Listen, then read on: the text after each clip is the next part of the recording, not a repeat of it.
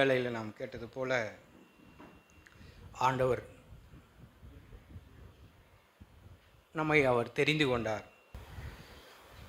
அவர் நம்மை தெரிந்து கொண்டார், நாம் அல்ல. அவர் நம்மை எங்கிருந்து எடுத்துக்கொண்டார்னா, பூமியின் கடையாந்திரத்திலிருந்து அவர் நம்மை எடுத்து எல்லையிலிருந்து அழைத்து வந்து, நீ என் தாசன், நான் உன்னை தெரிந்து கொண்டேன், நான் உன்னை வெறுத்து விடவில்லை என்று சொன்னேன். ஆம், நம்மை பூமியின் எல்லையிலிருந்து நம்மை அழைத்து வந்திருக்கிறார். ஆச்சரியமான தேவன், ஆச்சரியமான ஒரு நல்ல தகப்பன். நம் ஒவ்வொருவரையும் அப்படித்தான் அவர் அழைத்திருக்கிறார். கடந்த தினங்களில் நான் வாசித்த பகுதியில், நான் உணர்வடைந்த பகுதியில், எனக்கு பிரயோஜனமாக இருந்த பகுதியில் நான் ஒரு சில வசனங்களை நான் வாசிக்க விரும்புகிறேன். ஒரு 3 மனுஷரை குறித்து நான் தியானித்தேன். அதை நான் பகிர்ந்து கொள்ளும்படி நான் விரும்புகிறேன். மத்தேயு, இப்போ நம்ம துதியின் வேலையில் கேட்டதனுடைய தொடர்ச்சியாக மத்தேயு 9ஆம் அதிகாரம். மத்தேயு 9:9. ஒருத்தங்க கூட அதை மைக்கில் கூட வாசிக்கலாம்.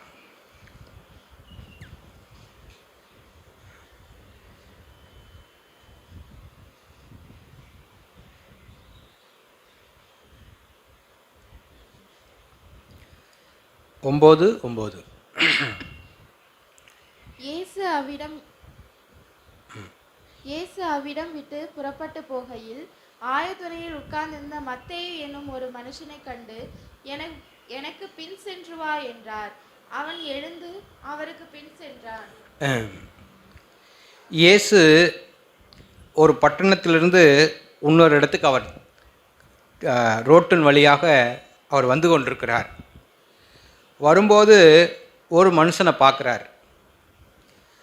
அவர் இயேசு அவ்விடம் விட்டு புறப்பட்டு போகையில், ஒரு இடத்துலேருந்து, ஆங்கிலத்தில் எப்படி எழுதியிருக்குன்னா ஒரு டவுனான இடத்துக்கு வரார். அப்படி வரும்போது ஆயத்துறையில் உட்கார்ந்திருந்த மத்தேயு என்னும் ஒரு மனுஷனை கண்டு, எனக்கு பின்பற்றி வா, எனக்கு பின்னே வா என்றார். அவன் எழுந்து அவருக்கு பின் சென்றான். ஆண்டவர் அவனை பார்த்து சொல்கிறார், நீ என்னுடைய சீசனாயிரு, நீ என்னை பின்பற்றி வா அப்படிங்கிறார். அவனும் உடனே எழுந்து வர்றான். அதை எப்படி சொல்லலாம்னா, ஆயத்துறை என்பது வரி வசூல் பண்ணுகிற ஒரு இடம். அந்த இடத்துல அவன் அந்த வேலை தான் செஞ்சுக்கிட்டு இருக்கிறான். அப்படி இருக்கும்போது அவனை பார்த்து ஆண்டவர் சொல்கிறார், நீ என்னை பின்பற்றி வா. அங்கே அவன் ஆயத்துறையில் உட்கார்ந்திருந்த போது அப்படின்னு வாசிக்கிறோம். அவன் என்ன நிலைமையில் இருந்தான் அப்படின்பது அவனுக்கு மட்டும்தான் தெரியும். அவனுக்கு ஒரு குற்ற மனசாட்சி, ஜனங்களிடத்தில் நம்ம அதிகமாக வசூல் பண்ணுறோம், அல்லது ஜனங்களை மிரட்டி வசூல் பண்ணுறோம், அல்லது சட்டவிரோதமாக நம்ம செய்கிறோம். அவனுடைய வாழ்க்கையில் வருமானம் இருந்தது, அதிகமான ஒரு மேல் போஸ்டிங் இருந்தது, ஆனால் அவனுடைய இருதயத்தில் ஒரு வெறுமை இருந்தது. அதனால் அவன் என்ன செய்கிறான்னா, உட்காந்துருக்கிறான். ஆங்கில வேதத்தில் எப்படி இருக்குன்னா, அவர் அந்த டவுன் வழியாக வந்தார், டேக்ஸ் கலெக்டர் அப்படின்னு இருக்குது. அவனுடைய போஸ்டிங் இங்கே ஆயத்துறைன்னு இருக்குது. அவனும் டேக்ஸ் கலெக்டர், வரி வசூல் பண்ணக்கூடிய ஒரு கலெக்டர் போஸ்டிங்கில் அவன் இருக்கான். அவனை பார்த்து தான் அந்த பூத் அந்த இடத்துல வந்து அவன்கிட்ட சொல்கிறார், நீ என்னை ஃபாலோ பண்ணி வா, அடுத்தபடி நீ என்னுடைய சீசனாக இரு அப்படிங்கிறார். உடனே அவன் என்ன செய்கிறான், இந்த வேலையும் எனக்கு வேண்டாம். அவனுடைய போஸ்டிங் என்னென்னா கலெக்டர் போஸ்டிங், ஒரு வரி வசூலிக்கிற வேலை, எல்லாரும் மெச்சிக்கொள்கிற வேலை. ஆனால் அவனுடைய இருதயத்திலோ துக்கம் நிறைந்தவனாய், அவனும் அது எல்லாமே வேண்டான்னு சொல்லிட்டு என்ன செய்கிறான்னா, அந்த ஆங்கிலத்தில் அவன் என்ன செய்தானா, இங்கே அவன் எழுந்து பின் சென்றான்னு இருக்குது. அவன் என்ன செய்கிறான்னா சந்தோஷத்தோடு கூட குதித்து எழுந்து ஆண்டவரை பின்பற்றினான்னு இருக்குது. இப்படி அவனுடைய வாழ்க்கையில் ஒரு சந்தோஷத்தோடு கூட ஆண்டவரை அவன் பின்பற்றி போகிறான். அவன் துக்கமாக இருக்கல அப்படின்னா அவன் இருந்த நிலைமையிலிருந்து அவன் ஆண்டவரை பின்பற்றி அவன் ஆண்டவர் பின்னாடி போகிறான். ஆண்டவர் அவனுக்கு ஒரு விலையேறப்பட்ட அழைப்பை கொடுக்குறார். என்ன அழைப்புனா, நீ என்னுடைய சீசனாக இரு, நீ என்னை பின்பற்றி வா, உன் வாழ்க்கையில் நீ உயிரோடு இருக்கும் வரைக்கும் நீ என்னை பின்பற்று, நீ என்னுடைய சீசனாக இரு. அப்படி பார்க்கும்போது நீ என்னுடைய சீசனாக இருன்னு சொன்னோன்னே அவன் வைத்திருந்த வேலை, வருமானம், இதையெல்லாம் அவன் உதறி தள்ளிட்டு அவன் எழும்பி ஆண்டவரை பின்பற்றினான். முழு இறுதித்தோடு முழு மனசோடு. அவனுக்கு இருந்த வருமானத்தை அவன் பார்க்கல, அவனுக்கு இருந்த வேலையை அவன் பார்க்கல. கனமான அழைப்பு, ஒரு மகிமையான அழைப்பு. நான் ஆண்டவரை பின்பற்ற போகிறேன், ஆண்டவராக இயேசு கிறிஸ்துவுக்கு பின்னாடி நான் போகிறேன், அவரை நான் பின்பற்றுறேன்னு சொல்லி அவனுடைய துக்கமான வாழ்க்கையிலிருந்து, கஷ்டமான வாழ்க்கையிலிருந்து, அசதியான, சோர்வான, பலகீனமான அந்த வாழ்க்கையிலிருந்து எல்லாத்தையும் தொலைத்த போட்டவனாய் அவன் என்ன செய்கிறானா, ஆண்டவரை அவன் பின்பற்றி போகிறான். எதுக்கு போகிறானா, ஆண்டவருடைய சீசராய் என் வாழ்க்கையில் எல்லா சமயத்திலும் ஆண்டவருக்கு முன்னுரிமை கொடுப்பேன், ஆண்டவரை நான் நேசிப்பேன், ஆண்டவரை பின்பற்றுவேன்னு சொல்லி அவன் கிளம்பி போகிறான். இப்படி அவன் போனதுக்கப்புறம் பார்த்தீங்கன்னா கொஞ்ச நாள் கிருமிச்சு தான் அவன் என்ன செய்கிறான்னா, ஒரு பெரிய விருந்து பண்ணுறான். பெரிய விருந்து பண்ணுறான். இங்கே உடனேன்னு இருக்குது. ஆனால் லூக்காவில் நான் வாசிக்கும்போது லூக்கா 5ஆம் அதிகாரம் 27 நான் வாசிக்கிறோம். அந்த சம்பவத்தை இப்படி லூக்கா பதிவு பண்ணுறார்.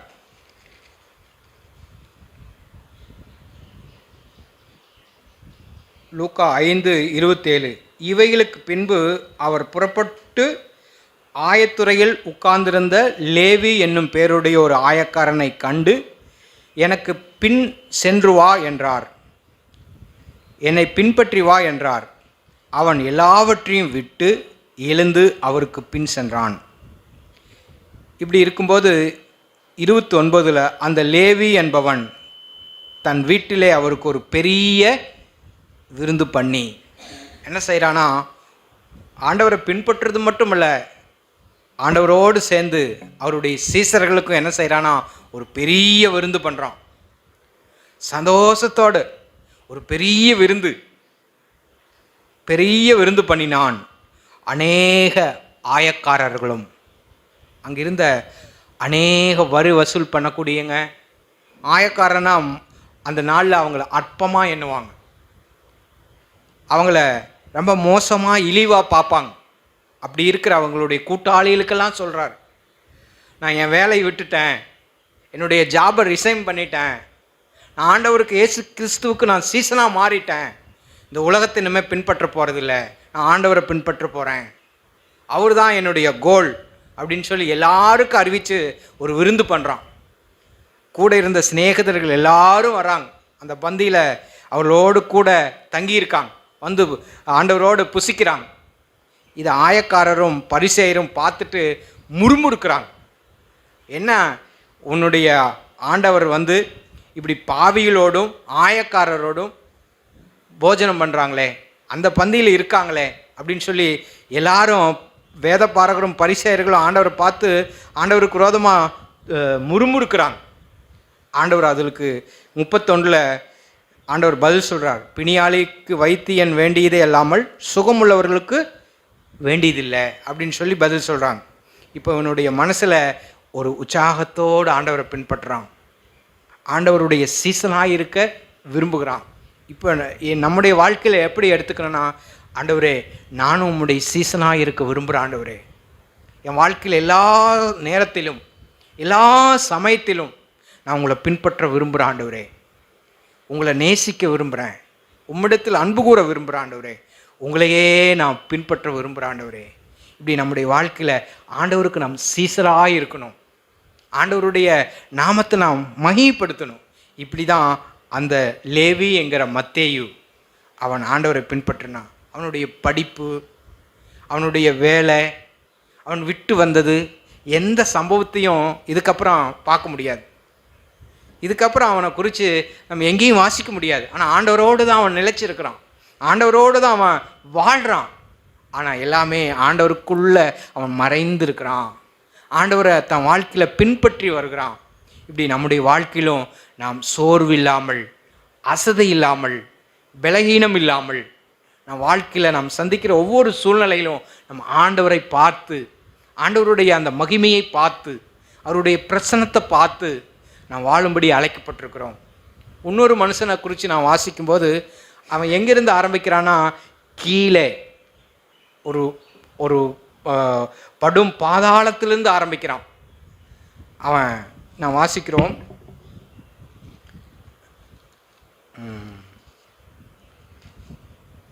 புலம்பலின் புஸ்தகம் 3ஆம் அதிகாரம், புலம்பல் 3.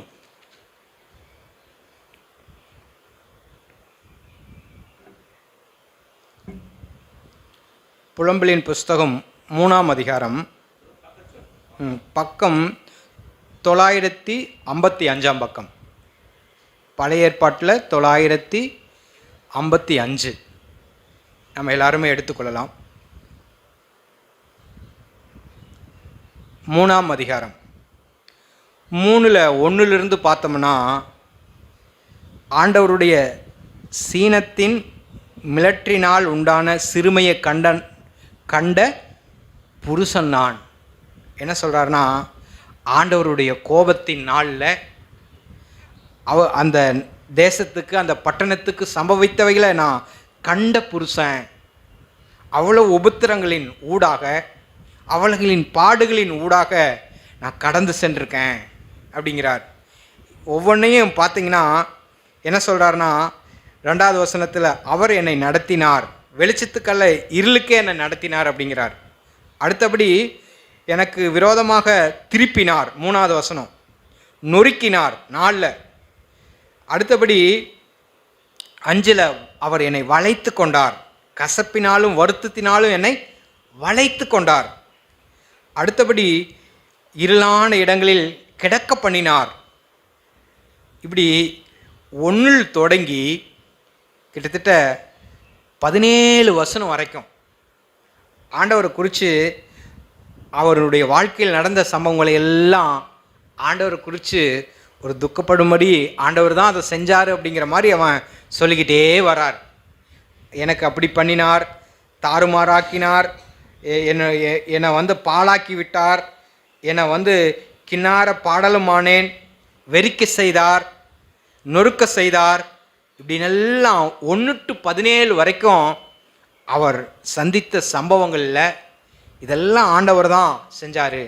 நம்ம ஒரு பாடுகளின் ஊடாக நம்ம போவோம், ஒரு உபத்திரத்தின் ஊடாக நம்ம போவோம். அப்போது இதெல்லாம் ஆண்டவர் என் மேலே வச்சிருக்காரு. இந்த பாரமான சூழ்நிலை, இந்த கஷ்டமான சூழ்நிலையை தேவன் எனக்கு அனுமதிக்கிறாங்க அப்படின்னு சொல்லி நம்ம என்ன செய்வோம்னா, ஆண்டவரையே சந்தேகிப்போம், அவருடைய வலிமையான கருத்தையே நம்ம சந்தேகிப்போம்.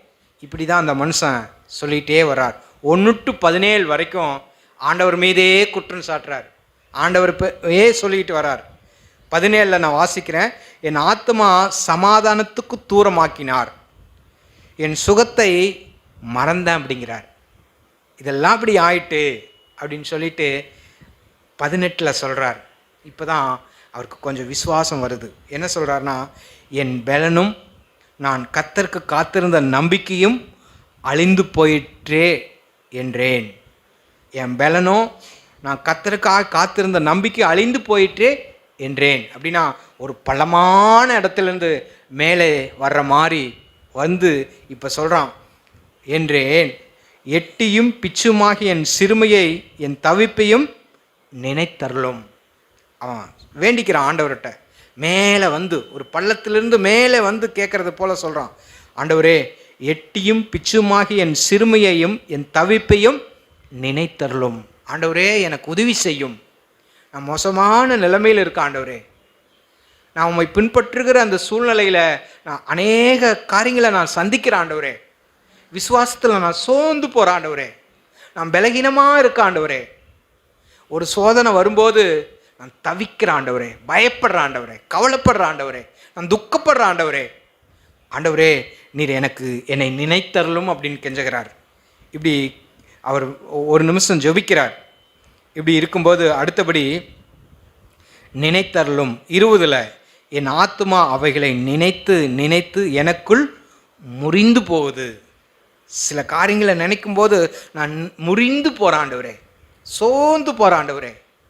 நம்முடைய வாழ்க்கையிலும் சில பிரச்சனைகளை நினைக்கும்போது நம்முடைய ஆவியில் முறிந்து போன ஆவியா, நொறுங்கி போனவங்களா அப்படி நம்ம கூட இருக்கலாம். இப்படி தான் அந்த மனுஷன் ஆண்டவரே தேசத்தை பார்க்கும்போது, விசுவாச குடும்பங்களை பார்க்கும்போது, உம்மை பின்பற்றின குடும்பங்களை பார்க்கும்போது அவர்கள் எல்லாரும் பின்மாற்றத்தில் போயிட்டாங்க ஆண்டவரே, உங்களை விட்டு தூரமாக போயிட்டாங்க ஆண்டவரே. நான் இதையெல்லாம் நினைக்கும்போது நான் அப்படியே சோர்ந்து போகிறேன் ஆண்டவரே, என் ஆவி முறிந்து போகுது ஆண்டவரே அப்படின்னு சொல்லிட்டு அதுக்கப்புறம் வரார் 21 என் மனதிலே வைத்து நம்பிக்கையாக இருப்பேன். என் மனதிலே வைத்து நம்பிக்கையாக இருப்பேன். எதை வைத்து அப்படின்னா அதுக்கு கீழே சொல்கிறார், நாம் நிர்மூலமாகாதிருக்கிறது கர்த்தருடைய கிருபையே. இப்போ தான் அவர் கண் திறக்கப்படுது. அவர் ஆண்டவரை நோக்கி பார்க்குறார். ஆண்டவரே, இவ்வளவு நடந்தும் நான் காக்கப்பட்டிருக்கேன் ஆண்டவரே, இவ்வளவு நடந்தும் நான் பாதுகாப்பாக இருக்கேன் ஆண்டவரே. தேசமே சூறையாடப்பட்டிருக்கு, இஸ்ரவேல் அந்த பட்டணமே சூறையாடப்பட்டிருக்கு. ஆனால் ஆண்டவரே கர்த்தாவே, நான் நிர்மூலமாகாதிருப்பது கர்த்தருடைய கிருபையே. உம்முடைய இரக்கங்களுக்கு முடிவே இல்லை. இப்போ என்ன செய்கிறானா, அவனுடைய கண்ணு திறந்ததா, ஆண்டவரை நோக்கி பார்க்குறான். ஆண்டவரே, உம்முடைய இரக்கங்கள், கர்த்தருடைய கிருபையோ அவருடைய இரக்கங்களுக்கு முடிவில்லை அப்படின்னு சொல்லிட்டு 23 சொல்கிறார், அவைகள் காலைதோறும் புதிதானவைகள், உமது உண்மை பெரிதாயிருக்கு ஆண்டவரே. ஆண்டவரே, காலைதோறும் ஒவ்வொரு நாளும் நீர் புதிய கிருபை உள்ளவராகவே இருக்கீங்க ஆண்டவரே. ஆண்டவரே, நடந்த சம்பவங்கள் எல்லாம், கசப்பான சம்பவங்கள் எல்லாம் என் வாழ்க்கையில் ஆண்டவரே கடந்து போகட்டும் ஆண்டவரே. நான் இப்போ ஒரு சமமான இடத்துல நின்று உம்மை தொழுது கொள்ளட்டும் ஆண்டவரே. ஆண்டவரே, நான் அப்படி பார்க்கட்டும் ஆண்டவரே. ஒவ்வொரு நாளும் உடைய கிருபை எப்படி இருக்குன்னா புதிதாக இருக்கு ஆண்டவரே, புதியதாக இருக்கு ஆண்டவரே. நீரும் புதிதாக இருக்கீங்க ஆண்டவரே. பழையதையெல்லாம் மன்னிச்சிட்டிங்க. இப்போ நீங்கள் எப்படி இருக்கீங்கன்னா ஒரு புதிதாக இருக்கிறீங்க ஆண்டவரே.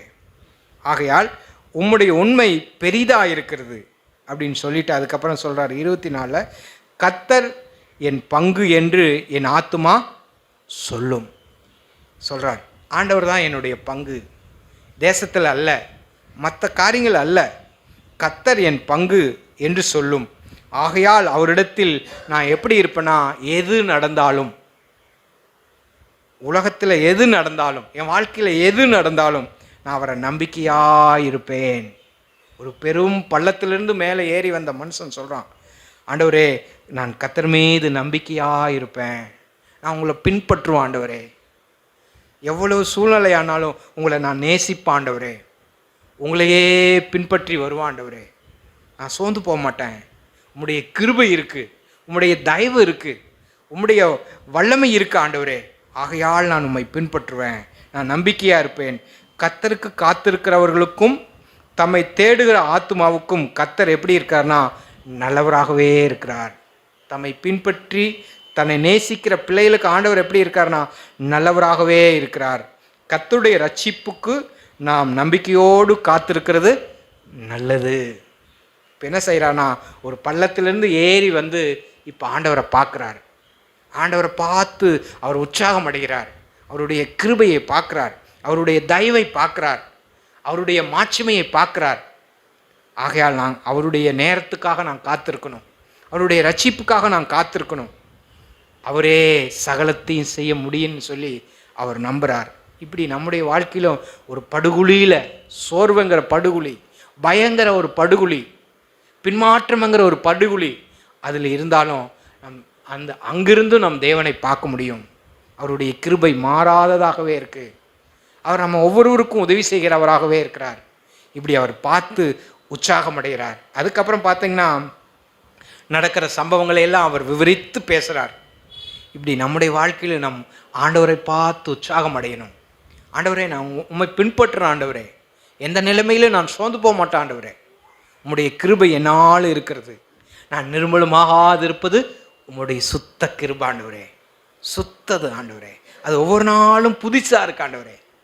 இன்னைக்கும் நடத்தும், நாளைக்கும் நடத்தும், அடுத்த வருஷம் என்னை நடத்தும். நம் சங்கீதத்தில் வாசிக்கிறது போல ஆண்டவரே உம்முடைய கிருபை என்னை ஒவ்வொரு நாளும் நடத்த ஆண்டவரே.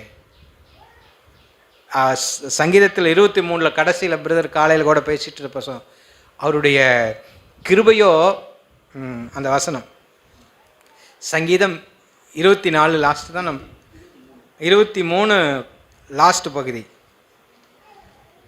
என்னுடைய ஜீவனுள்ள நாட்கள் எல்லாம்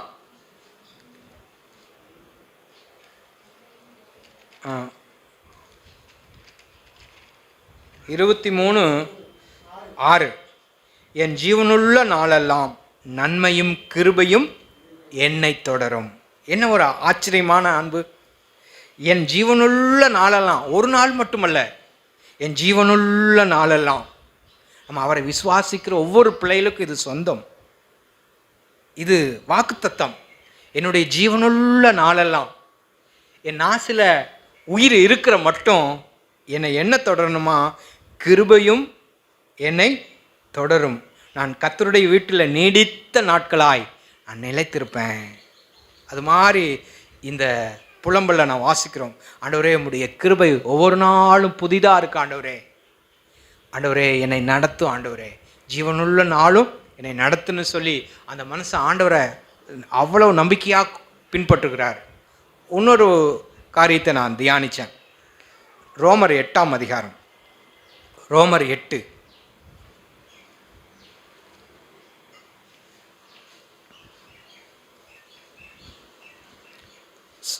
ரோமர் 7ஆம் அதிகாரம்.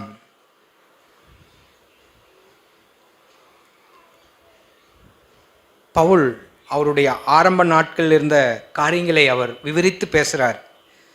ரோமர் 7ஆம் அதிகாரம் 15வது வசனம். எப்படி எனில் நான் செய்கிறது எனக்கே சம்மதி இல்லை. நான் விரும்பினதை செய்யாமல் நான் வெறுக்கிறதையே செய்கிறேன். அவர் என்னன்னா, ஆண்டவரை ஏற்றுக்கொண்டார், ரட்சிக்கப்பட்டார்.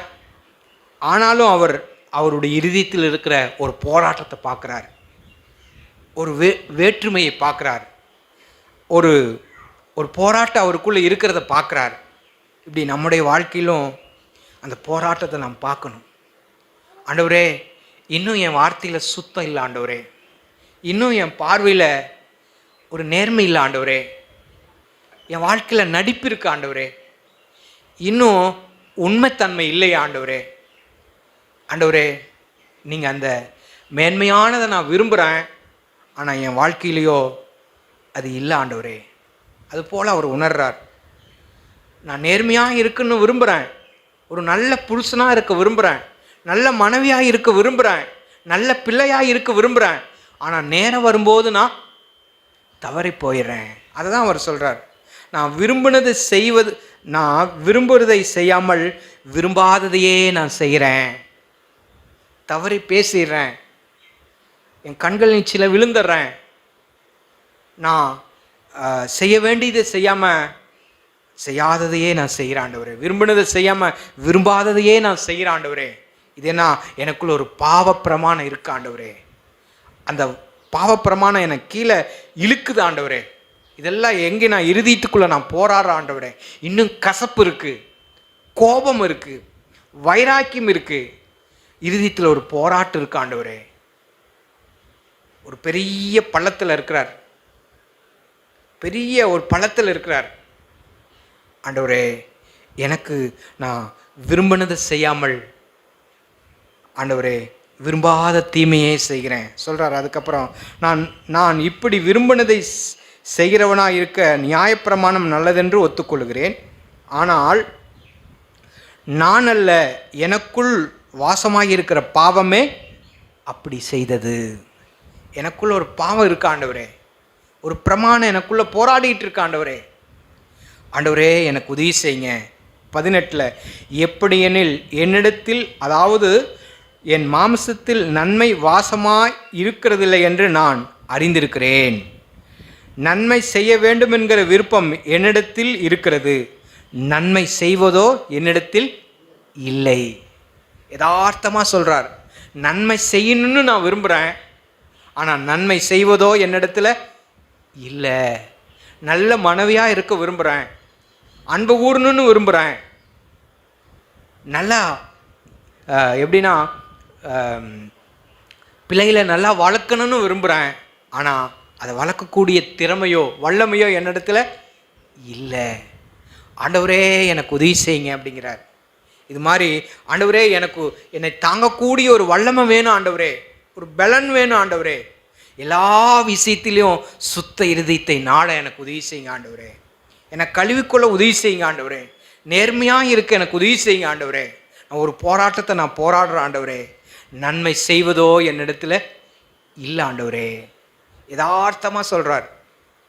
ஆண்டவரே நன்மை செய்வதோ என்னிடத்துல இல்லை ஆண்டவரே, நான் தோற்று போயிருக்கேன் ஆண்டவரே, ஆண்டவரே நான் விழுந்து போயிருக்கேன் ஆண்டவரே, ஆண்டவரே நான் போராடுறேன் ஆண்டவரே, எனக்கு உதவி செய்யுங்க ஆண்டவரே, எல்லா இடத்துலையும் நான் உண்மையாக இருக்க விரும்புகிறேன் ஆண்டவரே, என் மனசாட்சி தூய்மையாக காத்துக்கொள்ள விரும்புகிறேன் ஆண்டவரே, ஆனால் நன்மை செய்வதோ என்னிடத்துல இல்லை ஐயா, எனக்கு உதவி செய்யுங்க ஆண்டவரே, எனக்கு பலன் தாங்க ஆண்டவரே, எல்லா இடத்திலும் உடைய சீசனாக இருக்க விரும்புகிறேன் ஆண்டவரே, பொய்க்கு நான் கையெழுத்திட மாட்டேன், 4 பேர் இருக்கும்போது ஆண்டவரே உம்மை நான் மறுதலிக்க மாட்டேன் ஆண்டவரே, என் வேலை ஸ்தலத்தில் எக்காரணத்து கொண்டு உம்மை மகிமைப்படுத்துவேன், என் சொந்த பந்தத்தோடு கூட நான் போகும்போதும் ஆண்டவரே உம்மை நேசிப்பேன் ஆண்டவரே, ஆண்டவரே இப்படியெல்லாம் இருக்க எனக்கு நீங்கள் என்ன செய்யணும்னா உமது வலிமையை தரணும் ஆண்டவரே, எனக்கு உதவி செய்யுங்க. அதுதான் அவர் சொல்கிறார். நான் செய்ய வேண்டிய பலனோ என்னிடத்தில் இல்லை, ஆகையால் 19 ஆகையால் நான் விரும்புகிற நன்மையை செய்யாமல் விரும்பாத தீமையே செய்கிறேன். நான் விரும்பினதை நான் செய்தால் நான் அல்ல, எனக்குள் வாசமாயிருக்கிற பாவமே அப்படி செய்தது. அது என்ன சொல்கிறாருன்னா, என்னுடைய சுயம்ங்கிற அந்த வலிமையாக இருக்காண்டவரே, எனக்குள்ள சுயங்கிற வலிமை பயங்கரமாக இருக்காண்டவரே, இதை என்னை கீழே இழுக்குது ஆண்டவரே அப்படின்னு சொல்கிறார். இதுக்காக அவர் போராடுறார், நேர்மையாக இருக்கிறார். ஆனால் கடைசியாக என்ன முடிவுன்னா அந்த இடத்துக்கு தான் நம்ம வரணும். இப்படி போராடின மனுஷனுக்கு, வெளிரங்கமாக சொன்ன மனுஷனுக்கு ஒரு நன்மை காத்திருந்தது. நான் சொன்னேனே, அவர் அந்த மத்தேயு அந்த ஆயத்துறையில் உட்கார்ந்திருந்தவன் ஆண்டவரை பின்பற்றி வந்து ஆண்டவருடைய சீசனாக மாறினான்.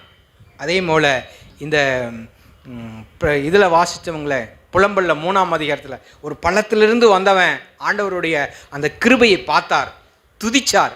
ஆனால் இவரும் கடைசியாக முடிவு சொல்கிறார். நமக்கு இதுதான் எக்ஸாம்பிள். நம்முடைய முடிவு என்னென்னா, இந்த 3 பேருடைய முடிவு என்னென்னா, கம்பீரமாய் ஆண்டவரை பின்பற்றினாங்க, சந்தோஷமாக ஆண்டவரை நேசித்தாங்க, தான் வாழ்க்கையில் பெற்றிருந்த அந்த பாவத்தை வெறுத்து தள்ளினாங்க, முழு இருதயத்தோடு ஆண்டவரை பின்பற்றினாங்க. அதுதான் கடைசியாக சொல்கிறார். இப்படி என்றால், இப்படி சொல்லிவிட்டு நான் போராடுறேன், 23 நான் போராடுறேன் அப்படின்னு சொல்லிட்டு எல்லாம் என்னை சிறையாக்குது அப்படின்னு சொல்லிட்டு 24 சொல்கிறார், நான் நிர்பந்தமான மனுஷன். இதுக்கு ஒரு அழகாக ஒரு காரியம் சொல்லுவாங்க. நிர்பந்தம் அப்படிங்கிறதுக்கு என்ன பொருள் அப்படின்னா, ஒரு மனுஷன் கொலை செஞ்சிட்டான்னா அந்த இஸ்ரவேல் நாட்டில் என்ன செய்வாங்கன்னா, அந்த கொலை செய்தவனுடைய அந்த சரீரத்தை முதுகில் கட்டிடுவாங்களாம். அந்த கொலை செய்தவனுடைய பிரேதத்தை முதுகில் கட்டிடுவாங்களாம். அதை என்ன செய்யும்னா நாருமா, புளிச்சு அந்த சரீரத்தை தூக்கிட்டு போகிறது அவ்வளவா நாற்றம் எடுக்குமா. அதை கடுமையாக அதை அரசிப்பாங்களாம். அதுக்கு ஒப்பிட்டு தான் சொல்கிறார், நானும் நிர்பந்தமான மனுஷன் ஆண்டவரே, இந்த பாவ சரீரத்தில் நான் குடியிருக்கிறேன், போராடுறேன் அப்படின்னு சொல்கிறார். அசிங்கமாக இருக்குது. ஒரு செத்த ஒரு மனுஷனை சுமந்துட்டு போகிறது எப்படி இருக்குன்னு பாருங்கள். அது பார்க்கவே முடியாது, நாரும். 2 நாள் ஆயிட்டாவே நாரும். அவனை தோளில் சுமந்துட்டு போகிறது, இது போல தான் நான் இருக்கேன். பாவத்தையும் அக்கிரமத்தையும் கண்களின் இச்சையும் கோபத்தையும் பெருமையும் நாம் சுமந்துட்டு போகிறது. நான் நிர்பந்தமான மனுஷன் ஆண்டவரே, இந்த பாவ சரீரத்திலிருந்து என்னை விடுதலை வேணும் ஆண்டவரே, நான் சுத்தமாக இருக்கணும் ஆண்டவரே, எல்லா இடத்துலையும் நான் உண்மையாக இருக்கணும் ஆண்டவரே. என் இருதயம் கழுவப்பட்டதாக இருக்கணும், தூய்மையாக இருக்கணும், நேர்மையாக இருக்கணும் ஆண்டவரே. எல்லா விதத்திலும் உண்மையாக இருக்கணும் ஆண்டவரே. இந்த வாழ்க்கை எனக்கு வேணும் ஆண்டவரே, எனக்கு உதவி செய்யுங்க. நான் உம்முடைய சீசனாக இருக்கணும் ஆண்டவரே. எல்லா நேரத்திலும் ஆண்டவரே நீர் பின்பற்றுறதை போல நானும் பின்பற்றணும் ஆண்டவரே. அந்த நேர்மையுள்ள இறுதி எனக்கு வேணும் ஆண்டவரே, எனக்கு உதவி செய்யுங்க. நான் உம்முடைய சீசனாக வாழணும் ஆண்டவரே. இதுதான் அவர் விரும்புகிறார். கடைசியாக சொல்கிறார், என்ன சொல்கிறான்னா, நம்முடைய கர்த்தராகிய இயேசு கிறிஸ்துவின் மூலமாய் நான் என்ன செய்கிறேன்னா, தேவனை நான் ஸ்தோத்தரிக்கிறேன், அவரை துதிக்கிறேன், அவரை நான் கனம் பண்ணுறேன், அவரை மகிமைப்படுத்துகிறேன். ஏன்னா அந்த வாழ்க்கையை இயேசு கிறிஸ்துவின் மூலமாக எனக்கு அவர் கொடுத்திருக்கிறார். அவரை ஸ்தோத்தரிக்கிறேன். என் மனதின் தேவனுடைய நியாய பிரமாணத்திற்கும் மாமிசத்தினாலே பாவ பிரமாணத்துக்கு ஊழியம் செய்கிறேன் அப்படின்னு சொல்லிட்டு என்ன செய்கிறார்னா, ஆண்டவர் மூலமாக எனக்கு வெற்றி கிடச்சிருக்கு, வல்லமை கிடச்சிருக்கு அப்படிங்கிறார். அதில் என்ன சொல்கிறார், 8வது வசனத்தில் சொல்கிறார். 8வது அதிகாரம் 2வது வசனம், கிறிஸ்து இயேசுவினாலே ஜீவனுடைய ஆவியின் பிரமாணம் என்னை பாவம் மரணம் என்பவைகளின் பிரமாணத்திலிருந்து விடுதலையாக்கிற்று. எனக்கு ஒரு விடுதலை கிடச்சிட்டு, ஒரு சந்தோஷம் கிடச்சிட்டு, நான் எல்லா இடத்துலையும் நான் நேர்மையாக இருக்க போகிறேன், யதார்த்தமாக இருக்க போகிறேன், கபடில்லாத இருதயத்தை நான் பெற போகிறேன். இது எங்கே கிடச்சிதுன்னா இயேசு கிறிஸ்துவிடத்தில் எனக்கு கிடச்சிது அப்படிங்கிறார். இப்போ நான் சந்தோஷமாக ஆண்டவருடைய பிள்ளையாக நான் அவரை பின்பற்ற போகிறேன். இதுதான் ஆண்டவருடைய வாழ்க்கை. இந்த வாழ்க்கைக்கு தான் தேவன் நம்மை அழைத்திருக்கிறார். நம்ம ஒவ்வொருவரும் அப்படி வாழ, ஆண்டவருடைய சீசனாக இருக்க, நம்ம எவ்வளோ பள்ளத்தில் இருந்தாலும் பரவாயில்ல, நம்ம அங்கிருந்து தேவனை நாம் நோக்கி பார்ப்போம். ஆண்டவர் நமக்கு உதவி செய்வார். ஆமீன்.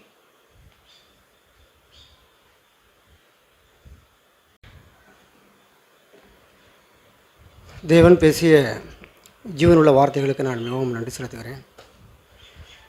இந்த நாளிலும் கூட தேவன் பேசிக்கொண்டிருக்கும் பொழுது நான் உணர்வடைந்தேன். துதியின் வேளையில் நாம் கேட்டோம், தேவன் நம்மை எவ்வளவாய் உற்சாகப்படுத்துகிறார். ஏசாயா 41 நாம் கேட்டபொழுது அவர் சொல்கிறார், என் தாசனாகிய இஸ்ரவேலே. அப்போ என் தாசனாகிய இஸ்ரவேலேங்கிற இடத்துல அதில் நம்ம ஒவ்வொருத்தருடைய பேரையும் தான் நம்ம போட்டுக்கணும். அந்த இடத்துல நாம் நம்முடைய பெயர்களை போட்டுக்கொண்டு வாசித்தோமானால் அவர் சொல்லுகிறார், என் தாசனாகிய இஸ்ரவேலே, நான் தெரிந்து கொண்ட யாக்கோபே, என் சிநேகிதனான ஆபிரகாமின் சந்ததியே, நான் பூமியின் கடையாந்தரங்களிலிருந்து உன்னை எடுத்து அதன் எல்லைகளிலிருந்து அழைத்து வந்து, நீ என் தாசன், நான் உன்னை தெரிந்து கொண்டேன், நான் உன்னை வெறுத்து விடவில்லை என்று சொன்னேன். நீ பயப்படாதே, நான் உன்னுடனே இருக்கிறேன், திகையாதே, நான் உன் தேவன், நான் உன்னை பலப்படுத்தி உனக்கு சகாயம் பண்ணுவேன், என் நீதியின் வலது கரத்தினால் உன்னை தாங்குவேன் அப்படின்னு சொல்லி தான் நாம் தேவனுடைய சத்தத்தை கேட்டோம். பிரியமானவர்களே, தேவன் ஒருபோதும் நம்மை அவர் வெறுத்து விடவில்லை. அவர் எவ்வளவாய் நம்மிடத்தில் நம்மை நேசிக்கிறார் என்பதை அவர் ஒவ்வொரு நாளும் நம்மை பயப்படாதே, திகையாதே, நான் உன் தேவன், கர்த்தராகிய நான் உன்னுடனே கூட இருக்கிறேன் அப்படின்னு சொல்லி அநேக காரியங்களாய் அவர் தீர்க்கதரிசிகள் மூலமாய் உரைத்தது மட்டுமல்ல, ஆனால் இயேசு கிறிஸ்துக்கும் பிற்பாடு இன்றைக்கு நமக்கு பரிசுத்த ஆவியானவரை கொடுக்கப்பட்டிருக்கிறார். ஆண்டவர் சொல்கிறார், போகும்பொழுது சொல்லுவார், இதோ உலகத்தின் கடைசி பரியந்தமும் சகல நாட்களிலும் நான் உங்களுடனே கூட இருக்கிறேன் என்று சொல்லி வாக்கு பண்ணியிருக்கிறார். அது மட்டுமல்ல, அவர் சொல்லுவார், நான் போகிறேன், நான் போகவில்லை என்றால் தேற்றரவாளன் உங்களிடத்தில் வரமாட்டார், நான் போன பின்பு நான் அவரை அனுப்புவேன், அவர் வந்து பாவத்தை குறித்தும் நீதியை குறித்தும் இனிவரும் நியாயத்தீர்ப்பை குறித்தும் அவர் உனக்கு கண்டித்து உணர்த்துவார். அதனால் இன்றைக்கி நம் ஒவ்வொருத்தருடையுமே பிரியமானவர்களே, தேவன் நமக்கு பரிசுத்த ஆவியானவரை கொடுத்திருக்கிறார். நாம் தனியாய் ஒருபோதும் இல்லை. எனக்கு யாரும் புத்தி சொல்லணும், இல்லை நான் திகைத்து நின்று நான் என்ன செய்வேங்கிறதுக்கெல்லாம் வழியே இல்லை. ஏன்னா நான் எந்த சூழ்நிலையிலும் நாம் அவரை வேண்டிக் கொள்ளும் பொழுது அவர் நம் அருகிலேயே இருக்கிறார். நமக்கு அவர் ஆலோசனை கர்த்தராக இருக்கிறார். எனக்கு ஞானம் இல்லாண்டவரே இந்த சூழ்நிலையில் என்ன சொன்னால் எனக்கு அவர் ஞானத்தை கொடுக்குறவராக இருக்கிறார். அது மட்டுமல்ல, அவர் சர்வ வல்லமையுள்ள தேவனாக இருக்கிறார். அதனால் நாம் இந்த உலகத்தில் அவர் சொல்கிறார், நான் உங்களை திக்கற்றவர்களாக விடேன் என்று சொல்லியிருக்கிறார். என்னிடத்தில் வருகிறவனை நான் புறம்பே தள்ளுவதில்லை என்று சொல்லியிருக்கிறார். அதனால் நாம் எப்பொழுதுமே தனியாளாக இருப்பதில்லை. ஆண்டவரை விட்டு அவருடைய சீடர்கள் யாவரும் போகும்பொழுது, நீங்களும் என்னை விட்டு போய்விட மனதாக இருக்கிறீர்களோ, போகிறதா இருந்தால் போங்க, நான் தனியாக இல்லை, என் பிதா என்னுடனே கூட இருக்கிறார் அப்படின்னு தான் சொல்லி இந்த பூலோக வாழ்க்கையிலே அவர் வாழ்ந்த பொழுது அவர் அவ்வளவாய் அவர் தேவனோடு அவர் நடந்தார், வாழ்ந்தார், அவருடைய சத்தத்தை கேட்டார். நான் என் பிதா சொல்கிறதை தான் நான் செய்கிறேன் என்று சொல்லி அவர் தைரியமாக இருந்தார். இப்படி தான் பிரியமானவர்களே, நாமளும் இந்த பூலோக வாழ்க்கையிலே வாழ்வதற்கு நாம் அழைக்கப்பட்டிருக்கிறோம். வேதம் சொல்கிறது, நீங்கள் வெட்டி எடுக்கப்பட்ட கண்மலையும் தோண்டி எடுக்கப்பட்ட துறவையும் நோக்கி பாருங்கள்னு. நான் கேட்டோம், 3 மனிதர்களை குறித்து நாம் கேட்டோம். அந்த மத்தேயு எப்படி ஆயத்துறையிலிருந்து தேவன் அவரை தெரிந்து கொண்டார், அவருடைய பேக்ரவுண்டு எப்படி இருந்தது. ஆனால் அவர் வரி வசூலிக்கிற ஒரு மனுஷனாய், அவர் இன்கம் டேக்ஸ் வசூலிக்கிறனா மனுஷனுடைய பார்வையில் வேணால் அவர் பெரிய ஆளாய் தெரிந்திருக்கலாம். அவனுடைய வாழ்க்கையிலும் அவர் தன்னுடைய இருதயத்திலே குற்ற உணர்வுடையவராய், இந்த வரி வசூல் செய்வது, நான் ஜனங்களை ஏமாற்றியது, நான் அநியமாய் வசூல் செய்ததெல்லாம் ஒரு என்னுடைய இருதயத்திலே மனசாட்சியை உறுத்துகிறது என்று சொல்லி அவர் இருதயத்தில் வாதிக்கப்பட்டிருந்ததை ஆண்டவர் அறிந்திருந்தார்.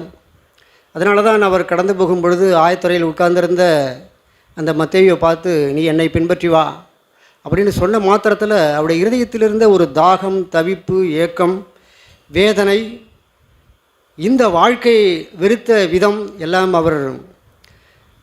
அவரை பற்றி பிடித்து அதை வேண்டாம்னு சொல்லி அவர் உதறிவிட்டு ஆண்டவருக்கு பெரிய விருந்து செய்து அவர் உற்சாகமாக அவரிடத்தில் வந்தார் என்று சொல்லி கேட்டோம்.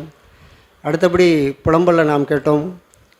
அந்த அத்தனை வசனங்கள் முற்பாடு, நான் அவருடைய சினத்தின் மிளாற்றினால் சிறுமை கண்ட புருஷன் நான் சொல்லி அவர் தேவன் அவரை எவ்வளவாய் பாடுகளுக்கு கூட என்னை கடந்து செல்ல செய்தார் என்று சொல்லி அவர் சொன்னது. பிற்பாடு பார்த்தோம்னா அவர் சொல்லுகிறார், அதாவது நாம் நிர்மூலமாகாதிருப்பது அவருடைய சுத்த கிருபையே, அவருடைய இரக்கங்களுக்கு முடிவில்லை. நம்முடைய தேவன் எப்படிப்பட்டவர்? நாம் இன்னை நாள் வரைக்கும் நிற்கிறோம்னா தேவன் நம்முடைய பாவத்தையும் நம்முடைய மீறுதலையும் என்னுடைய கீழ்ப்படியாமையும் தேவனுக்கு விரோதமாய் நடந்த காரியங்கள்லாம் அவர் நினச்சிருந்தார்னா நாம் அன்றைக்கி உட்கார்ந்துருக்க முடியாது. நாம் நிர்மூலமாகாதிருப்பது அவருடைய சுத்த கிருபை, இன்னை நாள் வரைக்கும் அவருடைய இரக்கங்களுக்கு முடிவில்லை அப்படின்னு சொல்லி தான் அவர் திரும்ப அதில் வாசித்து பார்த்தோம்னா நிறைய காரியங்கள் அந்த எரேமியாவின் புலம்பலில் பார்த்தோம்னா, இளம் பிராயத்தில் நுகத்தை சுமப்பது மனுஷனுக்கு நல்லது, தேவனே அவர் அதை வைத்தார் என்று நாம் அதை அறிந்து தனித்திருந்து மௌனமாக இருக்க கடவுள்னு இருக்குது. இப்படி ஆண்டவர் தொடர்ந்து அடுத்தபடியாகி பார்த்தோமானால், அடுத்த மனுஷன் பவுலை குறித்து நாம் வாசித்தோம். அவர் தன்னுடைய வாழ்க்கையிலும் அவர் சொல்லுகிறார், நான் விரும்புகிறதை செய்யாமல் விரும்பாத தீமையே செய்கிறேன், நான் அல்ல எனக்குள் இருக்கிற பாவமே அப்படி செய்கிறது அப்படின்னு சொல்லி அவருக்குள்ள ஒரு தவிப்பும் தாகமும் இருந்தது.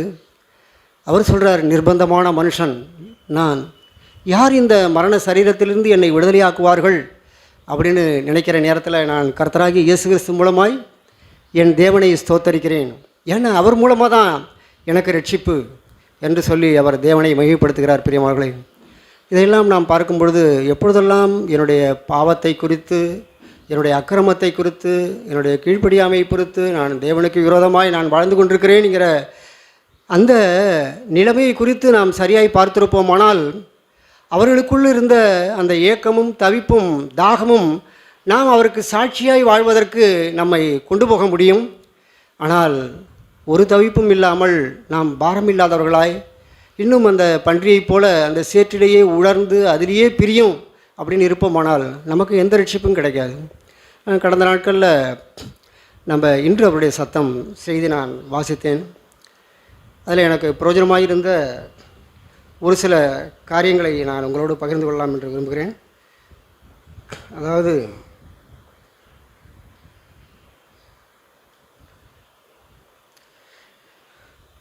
ஜனவரி 31 உள்ள செய்தி. அதாவது சாட்சியாய் வாழ தேவ பலன் வேண்டும், தேவ பலன் வேண்டும். நாம் சொல்கிறோம், ஆண்டவர் சொன்னார், நீங்கள் உலகத்தின் கடைசி பரியந்தமும் எனக்கு சாட்சிகளாக இருப்பீர்கள். அவர் உலகத்தில் ஒளியாக இருக்கிறார். ஆனால் தேவன் நம்மை எதுக்காக இங்கே வைத்திருக்கிறார்? நாம் கேட்டோம், தேவன் நம்மை பூமியின் கடையாந்தரங்களிலிருந்து என்னை தெரிந்தெடுத்திருக்கிறார். எதுக்காக தெரிந்தெடுத்தார்? நாம் இருக்கிற இடங்களில் இயேசு கிறிஸ்துவுக்கு ஒரு சாட்சியாய் வாழ வேண்டும். அதுக்காக தான் தேவன் நம்மை அழைத்திருக்கிறார். இருக்கிற இடங்களில் வெளிச்சமாய், இப்போ பார்த்தோம்னா தெருவில் லைட்டு போட்டிருப்பாங்க, மின்கம்பம். அதுக்கு முன்னெல்லாம் பார்த்தோம்னா மணன விளக்கு, அது ஒரு விளக்கு. எங்கள் கோவில்கிட்ட பார்த்தோம்னா தெரு முனையில் ஒரு கருங்கொழுத்தொன்று ரொம்ப நாள் வரைக்கும் இருந்தது. அது உள்ளார ஒரு கண்ணாடி பொட்டி மாதிரி இருக்கும். அது உள்ளார ஒரு திருச்சலை போட்டு ஒரு விளக்கு வச்சுருப்பாங்க. அப்போல்லாம் வெளிச்சம் கிடையாது. ஒரு 30-40 வருஷங்களுக்கு முன்னாடிலாம். மறுபடி தான் ஈபி கனெக்ஷன் வந்தது. அதுக்கு பிற்பாடு லைன் இழுத்து எங்கே பார்த்தாலும் தெருவிளக்குகள்லாம் போட ஆரம்பித்தாங்க. தெருவிளக்கு போட ஆரம்பித்ததுக்கு பிற்பாடு தான் கிராமங்கள்லாம் இன்றைக்கி வெளிச்சமாக ஜொலிக்குது. ஆனால் இன்றைக்கி வெளிச்சமாக இருக்குது. ஆனால் உலகம் எங்கே இருக்குது தெரியுமா? இன்றைக்கி இருளில் தான் இருக்குது. பாவத்தினாலும் அக்கிரமத்தினாலும் தோற்கடிக்கப்பட்ட ஒரு வாழ்க்கை வாழ்ந்து கொண்டு இன்றைக்கி உலகம் முழுக்கும் இருள் மண்டி கிடக்கிறது. அந்த இருள் மண்டி இருக்கிற இடங்களில் நாம் தேவனுடைய பிள்ளைகளாகிய நாம் அவருக்கு சாட்சியாய் வாழ வேண்டும் என்று சொல்லி தான் தேவன் நம்மை அழைத்திருக்கிறார். அவர் அங்கங்கே இருக்கிற இடத்துல இவ்விதமாய் உங்கள் நற்கிரியைகளைக் கண்டு அவர் நற்கிரியைகளைக் கண்டு உங்கள் பிதாவை மிக மகிமைப்படுத்தும்படி உங்கள் வெளிச்சம் அவர்களுக்கு முன்பாக பிரகாசிக்க கடவுதுன்னு இருக்குது. அப்போ நாம் இருக்கிற இடங்களில் தேவனுக்கு உலகத்து ஜனங்களை போல அல்ல, நாம் நற்கிரியைகள், நல்ல பண்புகள், நல்ல குணாதிசயங்கள்,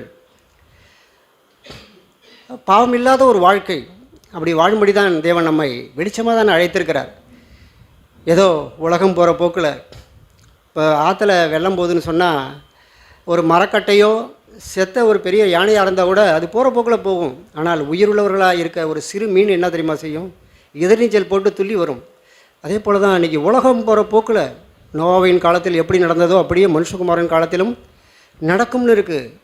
நாம் அதாவது ஆதிகாமத்தில் பார்த்தோம்னா 6ஆம் அதிகாரத்தில் மனுஷனுடைய அக்கிரமம் பூமியில் பெருகினது என்றும் அவன் இருதயத்தின் நினைவுகளின் தோற்றமெல்லாம் நித்தமும் பொல்லாதே என்றும் கர்த்தர் கண்டு தாம் உண்டாக்கின மனுஷன் முதற்கொண்டு ஊரும் பிராணிகள் வரைக்கும் அனைத்தனையும் நான் நிக்கிரகம் பண்ணுவேன் என்று சொல்லி நினைத்தார்.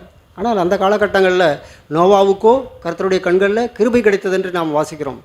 இப்பொழுது தான் பிரியமானவர்களுடைய நம்முடைய வாழ்க்கையிலும் இன்றைக்கி உலகம் இருளில் மூழ்கி கிடக்குது.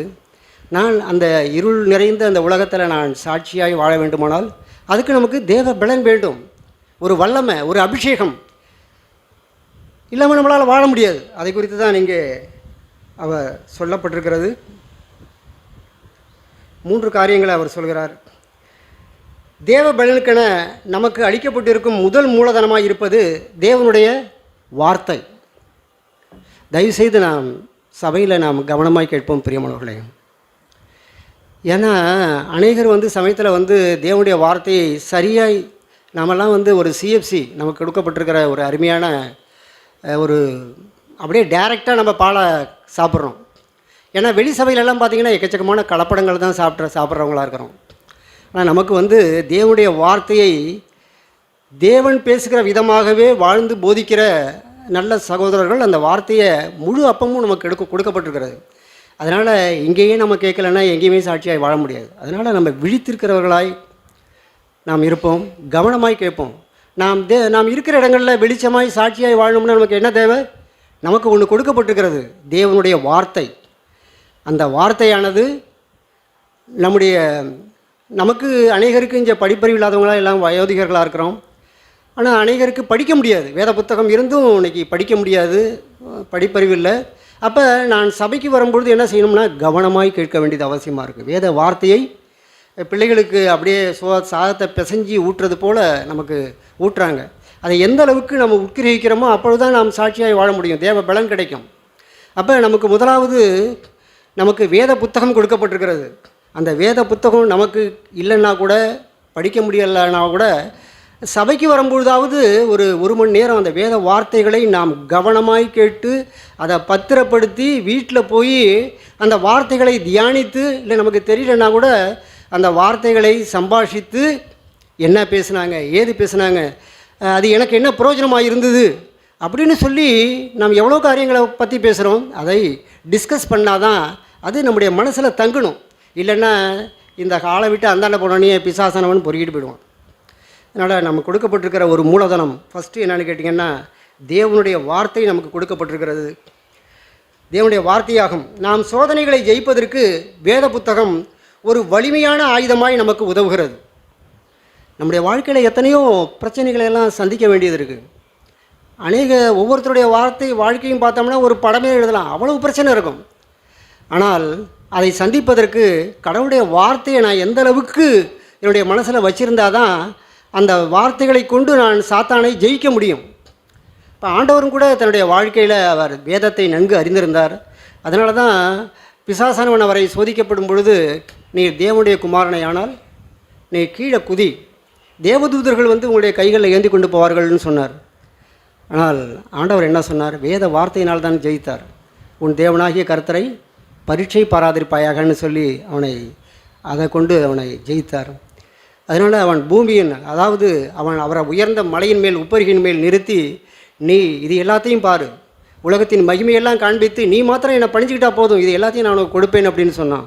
ஆனால் அவர் உன் தேவனாகிய கர்த்தர் ஒருவரையே பணிந்து கொண்டு அவர் ஒருவருக்கே ஆராதனை செய்வாயாக என்றும் எழுதியிருக்கிறதேன்னு சொல்லி அதையும் ஜெயித்தான். இப்படி ஆண்டவரை அவன் அநேக வார்த்தைகளினால் அவன் சோதித்தான். ஆனால் தேவன் தம்முடைய வார்த்தையினாலே அவனை ஜெயித்தார். அதனால் நம்முடைய வாழ்க்கையிலும் பிசாசால் வருகிற அத்தனை சோதனைகளையும் ஜெயிப்பதற்கு நமக்கு வேத புத்தகம் கொடுக்கப்பட்டிருக்கிறது.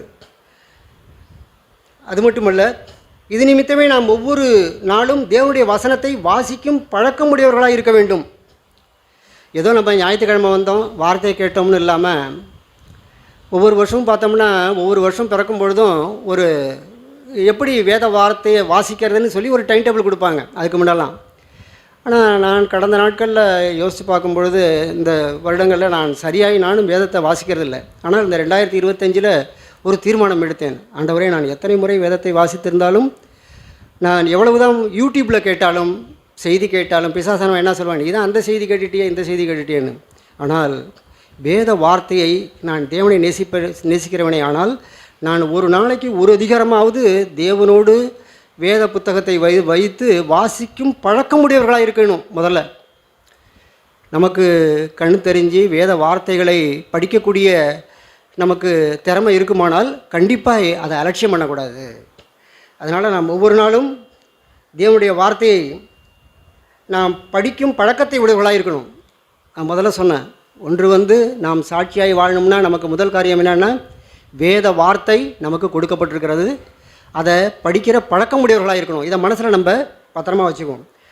அது நிமித்தம் தேவன் நம்மோடு தம் வார்த்தையின் மூலமாய் பேசி அன்றாட நம் ஜீவியத்தின் போராட்டங்களை சந்திப்பதற்கு நம்மை பலப்படுத்துகிறார். அதனால தான் வேதாகமும் வாலிபர்களை பார்த்து, வாலிபரே, நீங்கள் பலவான்களாய் இருக்கிறதினாலும் வேத வசனம் உங்களில் நிலைத்திருக்கிறதினாலும் நீங்கள் பொல்லாங்கானை ஜெயித்தீர்கள் என கூறுகிறது. அடுத்தபடி பார்த்தோம்னா, தேவ பலனுக்கென அளிக்கப்பட்டிருக்கும் இரண்டாவது மூலதனமாக இருப்பது நமக்குள் வாசமாக இருக்கும் பரிசுத்த ஆவியாகிய தேற்றரவாளனை. பரிசுத்த ஆவியாகிய தேற்றரவாளன் கொடுக்கப்பட்டிருக்கிறார், பரிசுத்த ஆவியானவர் கொடுக்கப்பட்டிருக்கிறார். இப்போ நம்ம எவ்வளவு காரியங்களுக்காக ஜெபிக்கிறோம், நம்முடைய தேவைகளுக்காக ஜெபிக்கிறோம். ஆனால் ஆண்டவர் அவர் விரும்புகிறதெல்லாம் வேதத்தில் பார்த்தோம்னா, பொல்லாதவர்களாகி நீங்களே உங்கள் பிள்ளைகளுக்கு நல்ல ஈவுகளை கொடுக்க அறிந்திருக்கும் பொழுது பரலோகத்தில் இருக்கிற நான் பரிசுத்த ஆவியை கொடுப்பது அதிக நிச்சயம் அல்லவான்னு இருக்குது. தேவன் கொடுக்குற எத்தனையோ ஈவுகளில் முதன்மையான ஈவு என்னென்னு கேட்டோம்னா, பரிசுத்த ஆவியானவரை பெற்றுக்கொள்ள வேண்டியது என்னுடைய பிறப்புரிமை. அவர் தான் சொல்லிட்டு போனார், நான் போகிறேன், போன பின்பு உங்களுக்கு அதை தருவேன் இதை தருவேன்லாம் சொல்ல, உங்களுக்கு நான் போன பின்பு உங்களுக்கு என்றென்றைக்கும் உங்களுடனே கூட தங்கியிருக்கும்படியான தேற்றரவாளனை பரிசுத்த ஆவியானவரை உங்களுக்கு அனுப்புவேன்னு சொன்னார். ஏன்னா பரிசுத்த ஆவியானவருடைய ஒத்தாசை இல்லாமல் என்னுடைய வாழ்க்கையில் நான் வெற்றியுள்ள ஒரு வாழ்க்கை வாழவே முடியாது.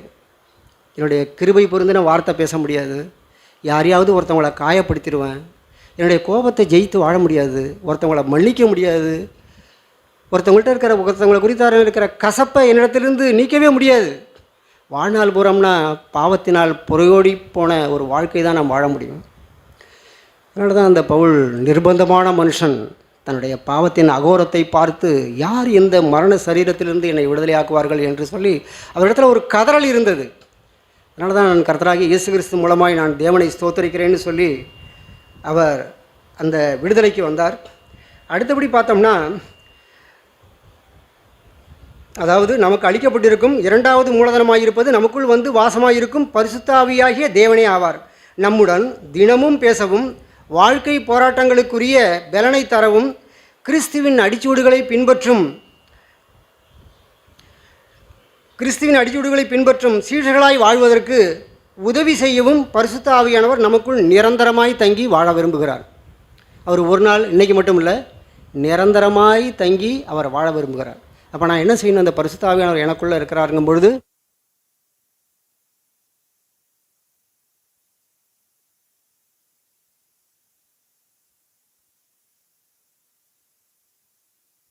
அவருடைய சத்தத்தை நான் அலட்சியப்படுத்துவேனே, ஆனால் அவர் நம்மை விட்டு அவர் கடந்து போய் விடுவார். அவ்வளவுதான். ஆவியானவருடைய சத்தத்தை நாம் கேட்கவே முடியாது.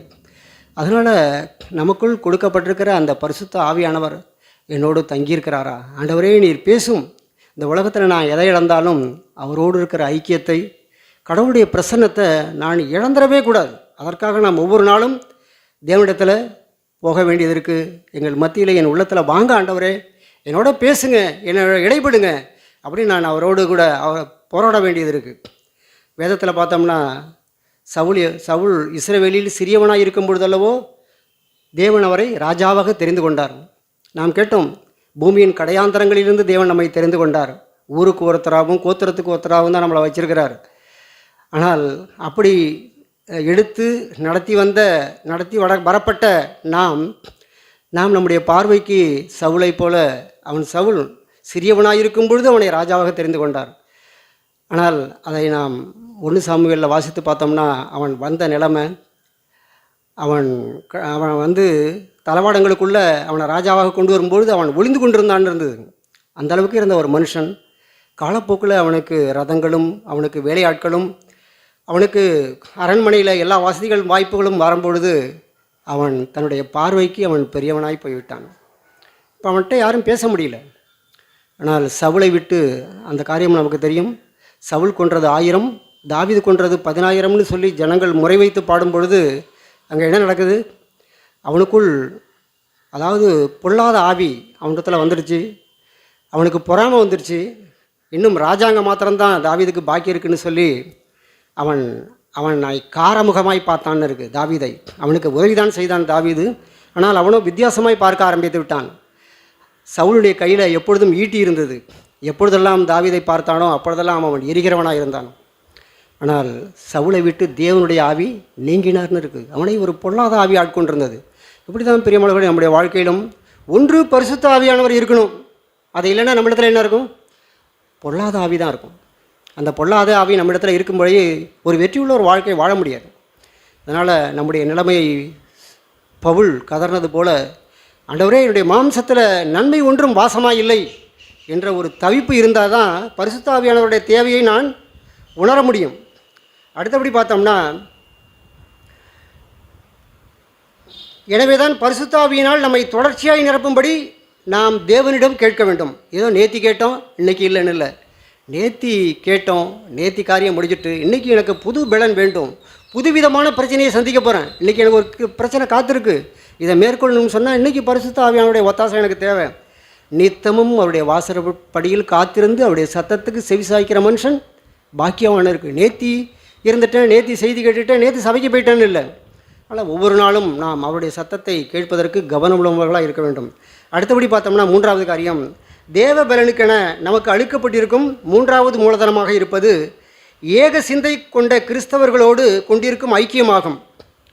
ஏக சிந்தை, ஒரு தகப்பனுக்குரிய இருதயம், தேவனுக்காக ஒரு பக்தி வைராக்கியமாக வாழணும் அப்படிங்கிற வைராக்கியம் கொண்ட கிறிஸ்தவ சக நண்பர்களோடு எனக்கு ஒரு ஐக்கியம் தேவையாக இருக்குது.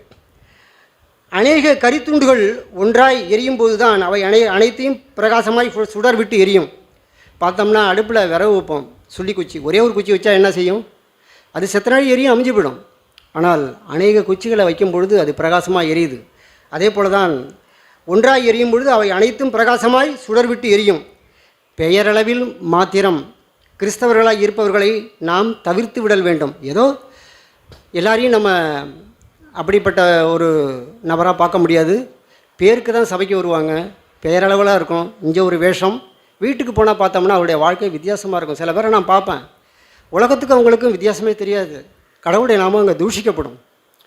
அதனால் அப்படிப்பட்டவர்களோட ஐக்கியம் வைத்து நமக்கு எந்த ஒரு ரோல் மாடலும் இருக்காது, எந்த ஒரு சாட்சி வாழ்க்கையும் இருக்காது. ஆனால் தெருவில் சொல்லுவாங்க, இதெல்லாம் சபைக்கு போகுது அப்படிம்பாங்க. அது எவ்வளவு தேவனுடைய நாமம் தூஷிக்கப்படுகிறது தெரியுமா? அதனால் தேவனுடைய பிள்ளைகள் சபைக்கு வருவதற்கு நாமளே முட்டுக்கட்டையாக இருக்கிற இடங்களில் இருக்கக்கூடாது.